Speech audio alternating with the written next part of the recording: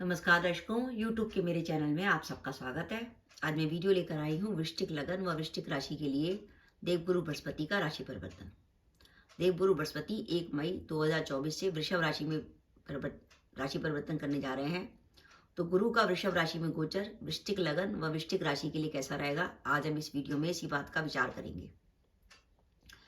वृश्चिक लगन में बात करें तो अभी तक देवगुरु बृहस्पति मेष राशि में चल रहे थे, छठे भाव में। यानी आपका धनेश छठे भाव में था और पंचमेश धनेश छठे भाव में था। इसका अर्थ यह था कि धन से जुड़े मामलों में प्रॉब्लम, कुटुंब में समस्याएं और संतान को लेकर चिंता, संतान से कुछ नेगेटिविटी और मान सम्मान और प्रतिष्ठा में कमी। लेकिन अब देवगुरु बृहस्पति आ जाएंगे सप्तम भाव में। और जैसे कि मैं अपनी वीडियो में बताती हूँ कि गुरु 2, 5, 7, 9 और 11 का हमेशा बढ़िया फल देते हैं, तो गुरु सप्तम में आ गए। गुरु का सप्तम भाव में गोचर आपको क्या कर देने वाला है? पहली बात, देवगुरु बृहस्पति जब सप्तम में आएंगे तो उनकी दृष्टि आपके लाभ भाव पर पड़ेगी। लाभ भाव होता है हमारी इच्छा पूर्ति का भाव। इसका मतलब गुरु का सप्तम भाव में गोचर हमारी कई रुके हुए कामों की इच्छाओं की पूर्ति कर सकता है।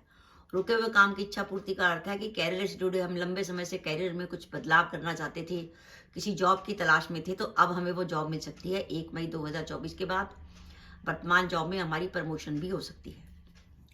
गुरु सप्तम में बैठ के आपके लगन को देखेंगे, जिसके कारण आपका सेल्फ कॉन्फिडेंस बढ़ेगा, आत्मविश्वास बढ़ेगा और आप निर्णय सही ढंग से ले सकेंगे। ओवरऑल देखा जाए तो सप्तम भाव में गुरु का गोचर जो है वो कामों में सफलता का समय है, क्योंकि गुरु आपके लाभ भाव को भी देखेंगे और आपके तीसरे भाव को भी देखेंगे, जिसके कारण आपका पराक्रम बढ़ा रहेगा और आप जोखिम लेने से भी नहीं कतराएंगे। तो आपकी बोल्डनेस रहेगी, आप कोई भी निर्णय लेने में घबराएंगे नहीं।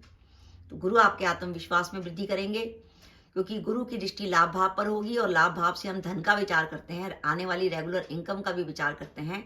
तो गुरु का सप्तम भाव में गोचर आपके धन के लिए भी शुभ है। यानी या तो आप ऐसी नौकरी बदल सकते हैं जिसमें आपकी तनख्वाह बढ़ जाए, या वर्तमान नौकरी में इंक्रीमेंट हो जाए, या आपकी प्रमोशन हो जाए। व्यापार में किसी ऐसे काम की शुरुआत हो जाए कि आपकी इनकम बढ़ जाए, या आपका कहीं रुका हुआ पैसा था वो आपको दोबारा मिल जाए। तो ये आपके धन लाभ की भी संभावना बनती है। गुरु सप्तम भाव में गोचर कर रहे हैं और इस गुरु के सप्तम भाव में गोचर के अनुसार, क्योंकि जब सप्तम भाव से हम यात्रा का विचार करते हैं, अगर एक समय आप कोई यात्रा करते हैं तो यात्रा आपके लिए सफल रहने वाली है। साथ ही सप्तम भाव से व्यापार में पार्टनरशिप का भी विचार करते हैं, तो अगर आपका व्यापार पार्टनरशिप में है तो आपके लिए लाभ की संभावना बनेगी। और ये समय ऐसा होगा कि आपको अपने मित्रों से लाभ होगा। मित्र और ऐसे लोग जो आपके काम आ सकते हैं वो आपके इस समय काम आएंगे। गुरु सप्तम भाव में गोचर कर रहे हैं, जिससे विवाह का विचार करते हैं, तो जो विवाह के योग्य हैं उनका विवाह तय हो सकता है और पति पत्नी को दाम्पत्य सुख मिलेगा। दाम्पत्य सुख में किसी प्रकार की परेशानी थी तो वो दूर होगी।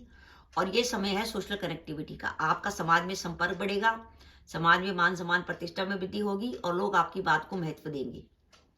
गुरु लगन को दृष्टि दे रहे हैं, जिसका अर्थ यह है कि अगर आपको हेल्थ की कोई प्रॉब्लम चल रही थी तो सप्तम भाव में गुरु का गोचर आपके स्वास्थ्य में सुधार लाएगा।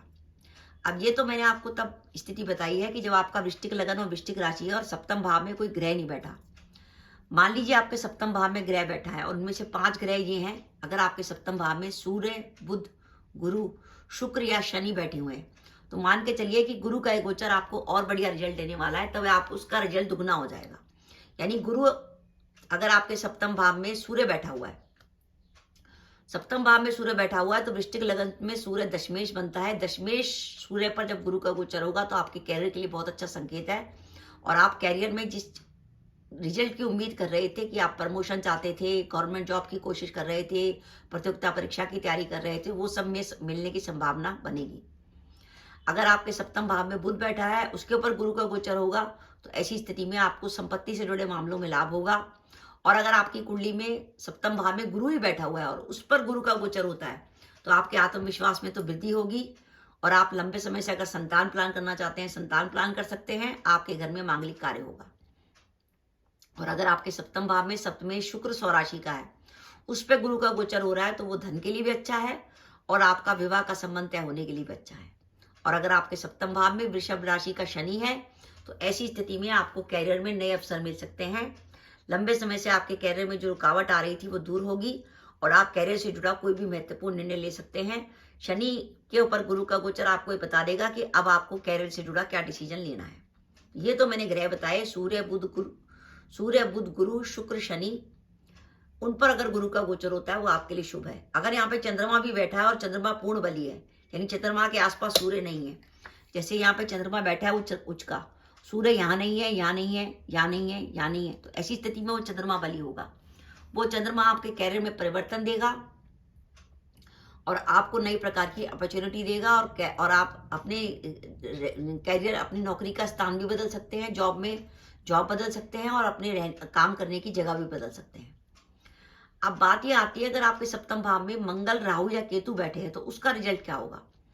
मंगल आपका लग्नेश है, लग्नेश मंगल के ऊपर गुरु का गोचर होगा तो दो अग्नि तत्व ग्रह जब मिलेंगे तो आपस में आप में तेजी आएगी।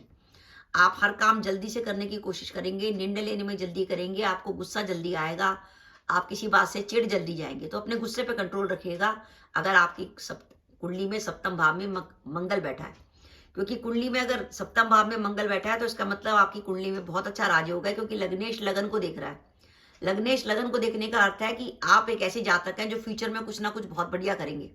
तो आपको पेशेंस रखनी अभी से सीख लेनी चाहिए कि आपके मंगल पर, लग्नेश पर जब गुरु का गोचर होगा तो अपने मानसिक संतुलन को बना के चलें और गुस्सा ना हो, पहली बात। दूसरा, अगर आपके सप्तम भाव में राहु बैठा हुआ है, सप्तम भाव में राहु बैठा हुआ है और उसके ऊपर गुरु का गोचर होगा, तो इस बात का ध्यान रखिएगा कि राहु आपको चीजों के प्रति नेगेटिविटी देने की संभावना बनता है, क्योंकि सप्तम भाव में राहु का अर्थ यह है कि आपके जीवन साथी को हेल्थ के लेके कुछ ना कुछ प्रॉब्लम जरूर चलती होगी, आपकी पत्नी के गायनी वगैरह में कुछ ना कुछ प्रॉब्लम होगी। तो सप्तम भाव में जब गुरु का गोचर होगा तो आपको किसी भी चीज के बारे में भ्रम नहीं रखना, सामने वाले से अपनी स्थिति कंफर्म कर लेनी है, किसी प्रकार की नेगेटिविटी अपने मन में नहीं लानी, और अपने स्वास्थ्य का ध्यान रखना है। और अगर यहाँ केतु बैठा है तो केतु आपको जो है दाम्पत्य सुख से हटाने की कोशिश करेगा। अगर उसके ऊपर गुरु का गोचर होता है तो दाम्पत्य जीवन से जुड़ा कोई ना कोई उपाय जरूर कर लीजिएगा, अगर आपको लगे कि जब से गुरु का गोचर हुआ है केतु आपके ज्यादा एक्टिव हो गया है। तो दर्शकों, ये मेरा वीडियो था कि वृश्चिक लगन व वृश्चिक राशि के लिए सप्तम भाव में गुरु का गोचर बहुत अच्छा संकेत है। ये बात का संकेत है कि वृश्चिक लगन और वृश्चिक राशि के लिए आने वाले 13 महीने कामों में सफलता का समय है। और बाई चांस आपकी जन्म कुंडली में सप्तम भाव में सूर्य, बुध, गुरु और शुक्र, शनि बैठे हुए हैं और उनके ऊपर अगर गुरु का गोचर होता है तो आने वाले 13 महीने आपके लिए बहुत शानदार जाने वाले हैं। तो दर्शकों, ये मेरा वीडियो था, आपको कैसा लगा प्लीज कमेंट बॉक्स में कमेंट करके बताइएगा। इसके साथ ही अगर आप मेरे चैनल पर पहली बार आए हैं और आपने मेरे चैनल को अभी तक सब्सक्राइब नहीं किया तो कृपया मेरा चैनल सब्सक्राइब कर दें, साथ ही बेल आइकन को भी दबा दें, जिससे जब भी मैं अपने वीडियो अपलोड करूं उसके नोटिफिकेशन आपको मिल जाए और आप मेरा वीडियो देख सके। इसके साथ ही नमस्कार दर्शकों, जय माता दी।